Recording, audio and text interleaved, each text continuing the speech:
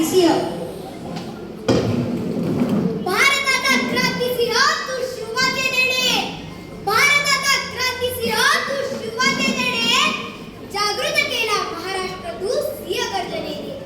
क्रांतिसिंह नाना पाटील म्हणजे 1942 च्या स्वातंत्र्य लढ्यातील मंतारलेल्या काळाचे मांत्रिक, सातारच्या प्रति सरकारचे पंचप्राण, हजारांचा जनसमुदाय आपल्या वक्तृत्वाने डोलायला लावणारा पहाडी आवाज, समाजातील अनिष्ट चालीरीतींवर कठोर प्रहार करणारा समाज सुधारक, गळ्यात पंढरीच्या विठोबाची माळ घालून देशाच्या स्वातंत्र्यासाठी येरवड्याच्या वाऱ्या करणारा वारकरी, ज्ञानेश्वरांची अमृतातही पैज जिंकणारी मराठी भाषा, स्वतंत्र भारताच्या लोकसभेत पहिला दुधार्थ गमविणारा खासदार, कुबेराची धनसंपदा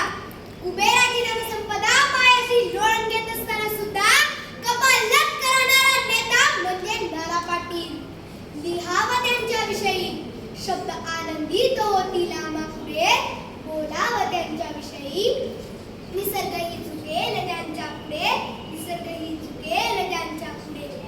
महाराष्ट्रातील ज्ञानदेव तुकारामांची वारकरी परंपरा, छत्रपती शिवाजी महाराजांची स्वराज्य स्थापनेची ऊर्जा, फुलेंची सत्यशोधक चळवळ, महात्मा गांधींची चळवळ, सशस्त्र आंदोलन, भांडवलशाही विरोधीतील साम्यवादी डावी चळवळ, डॉक्टर बाबासाहेब आंबेडकरांची दलित चळवळ, कामगार, शेतकरी, शेतमजूर यांच्या चळवळी, अशा प्रमुख विचारांचे व आंदोलनांचे अभूतपूर्व रसायन म्हणजे नाना पाटील.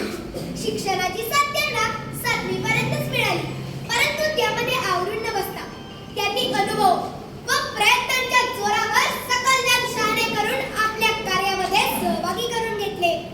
सांगली जिल्ह्यातील येडेमचित्र येथे राहणाऱ्या नाना पाटलांच्या भारदस्त व्यक्तिमत्वामुळे लोक त्यांच्याकडे आकर्षित होते.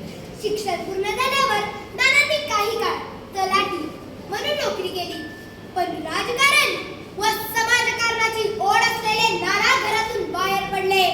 ग्रामीण जनतेला गुलामगिरीची जाणीव करून दिली, धाडसी बनवण्याचा प्रयत्न केला, प्रभावी भाषणे करून, प्रेरणा निर्माण करून स्वाभिमान जागृत केला. ब्रिटिश सरकारला समांतर शासन यंत्रणा वाटावी अशा प्रति सरकारची स्थापना करून आपला आपण करू कारभार हे सूत्र अंमलात आणले. सातारा जिल्ह्यात प्रति सरकार हे स्वतंत्र राज्य स्थापन केले. गडी-माडगुळकरांच्या पोवाड्यांमार्फत प्रति सरकारची कल्पना मांडली. पगडी नसून नानाला, आमच्या नेत्याला, बातमी जो देईल इंग्रजास, दिवा नाही ठेवणार त्याच्या वंशास. प्रति सरकारमध्ये 20 दलाची स्थापना केली.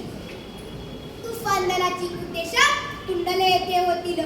या विद्याशाळेतून प्रशिक्षण घेऊन 5000च्या वर शाळांच्या 200 शाखा गावोगावी निर्माण केल्या. तलवारी, जांभी या हत्यारांबरोबरच पिस्तुले, गोफन फेकणे याचेही प्रशिक्षण दिले. नाना पुढे ब्रिटिश अधिकाऱ्याच्या तळपायात पत्रा ठोकत अशा अफवा असत वर्षानुवर्षे सक्त मजुरीची शिक्षा, तुरुंगात चक्की पिसताना शारीरिक त्रास सोसावा लागत.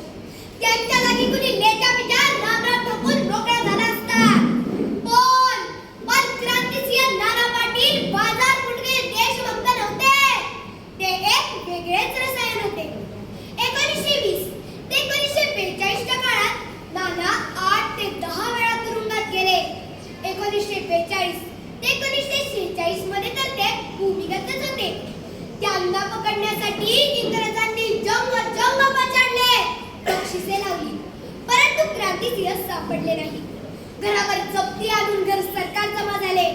मातोश्रींचे निधन झाल्यावर जीव धोक्यात घालून आईवर अंत्यसंस्कार केले.